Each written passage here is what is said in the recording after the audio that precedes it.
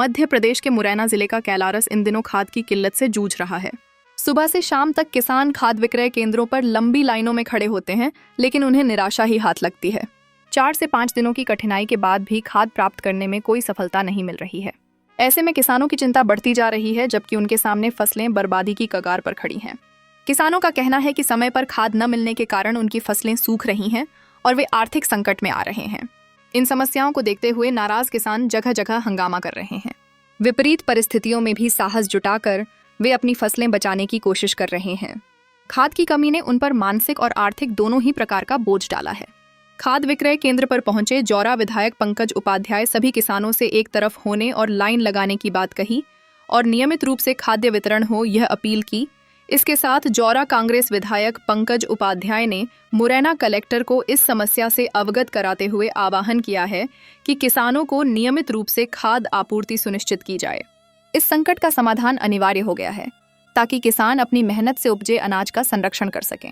आने वाले समय में यदि जल्दी से खाद उपलब्ध नहीं हुआ तो न सिर्फ किसानों की मेहनत जाया जाएगी, बल्कि पूरे क्षेत्र की कृषि पर नकारात्मक प्रभाव पड़ेगा।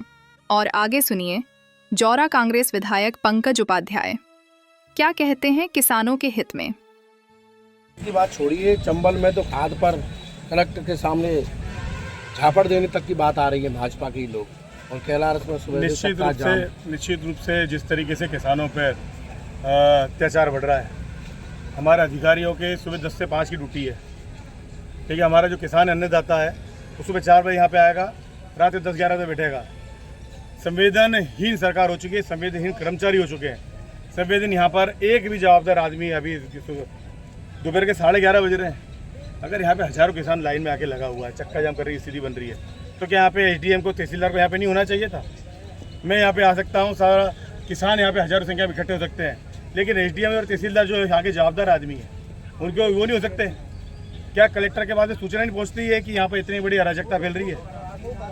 प्रश्न ये है कि जो सरकार बैठी हुई है वो निकम्मी है, दलालों की सरकार है, काला बाजारियों की सरकार है। लगभग 3 से 4 हज़ार किसान आज यहाँ पर बैठे हुए हैं। जौरा में, कैलारस में स्थिति बद से बदतर हो चुकी है। भिंड के विधायक ने जो किया वो मैं समझता हूँ असंवैधानिक है, लेकिन दबाव इतना होता है जनप्रतिनिधि के ऊपर कि कभी कभी गलत कदम उठाने पड़ते हैं। भगवान न करे कभी हमारे साथ भी ऐसी स्थिति बन जाती है। लेकिन एक तरफ जनता खड़ी है और एक तरफ ये गूंगी बेरी सरकार खड़ी है, तो कहीं ना कहीं टकराव पैदा होता है। मैं समर्थन नहीं करता हूँ। मुरैना कलेक्टर बार-बार कहते हैं कि खाद की कोई कमी नहीं है। मेरी वही बात हुई कि मैंने बताया कि आप यहाँ पे देखिए, और मैं आपसे भी अनुरोध करता हूँ कि ये स्टोरी को थोड़ा पहुँचाइए जन जन तक। मीडिया से अनुरोध करना चाहता हूँ कि ये जन जन तक पहुँचाइए कि किस तरीके से अराजक फैली हुई है। मुख्यमंत्री, कृषि मंत्री, सहकारिता मंत्री, सांसद, विधानसभा अध्यक्ष, कलेक्टर, तहसीलदार, एसडीएम किस तरह झूठ बोल रहे हैं।